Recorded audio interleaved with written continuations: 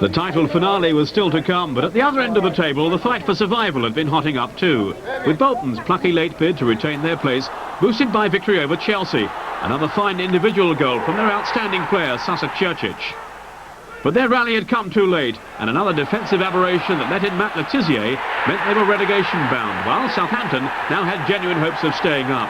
Le Tissier's season had been way below par, but his true class had shone through, and Southampton were heading for safety. Ray Wilkins and Queen's Park Rangers hadn't had much to smile about this season, but something tickled his fancy amidst the trauma of losing their Premier League status.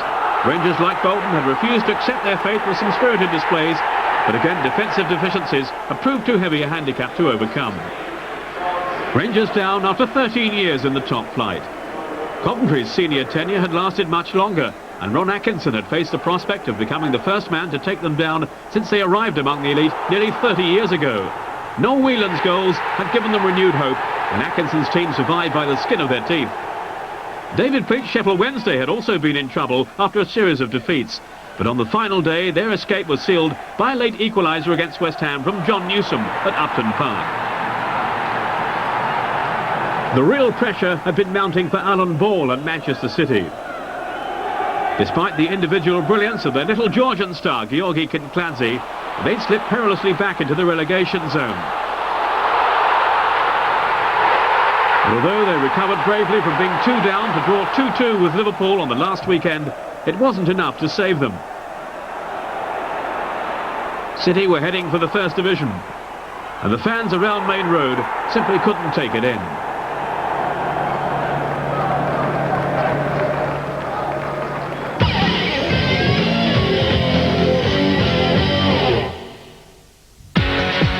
Well, throughout the campaign, we've been bringing you the outstanding goals in the Premier. Now, our expert panel has come up with this top 5 selection for the season overall.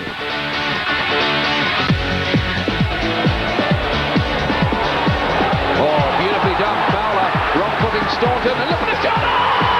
Screamer! 2-0! This is irresistible stuff.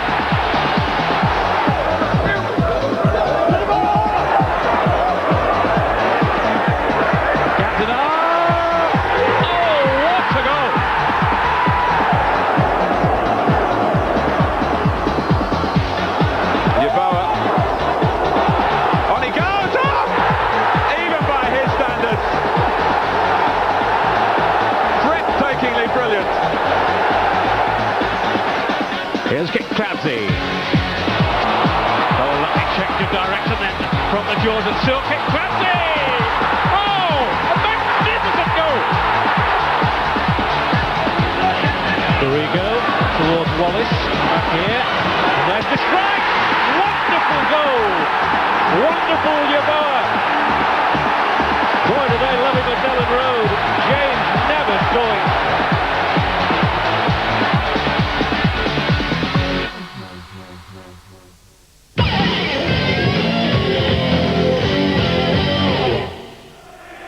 And so to the climax of the championship chase. Into the last week of the season it could still go either way. Newcastle had won at Leeds to narrow the gap to 3 points, and now travel to Nottingham to complete their other game in hand. Batty into Beardsley. He's done well, he's battled away. Beardsley! Superbly done! What a goal from Peter Beardsley! Oh, and then Batty crucially took his eye off the ball, and it's Wone forward, and Newcastle have just started to make mistakes, and Wone can test him here! What a goal from Ian Wone! A shattering blow for Newcastle, who could now only hope for one final dramatic twist in the tale. Newcastle had to beat Tottenham, and Hope United lost at Middlesbrough, the team managed, of course, by United old boy Brian Robson. It was always no more than an outside chance, and United were clearly in no mood for an upset, weathering Borough's early storm to take the lead through David May. Andy Cole, with his first touch as a substitute, added a second, and Ryan Giggs, in typically spectacular fashion, rounded off United's convincing display with goal number 3. United were champions. Newcastle, held at home by Spurs, had to settle for second place. At the end of a season they dominated for so long.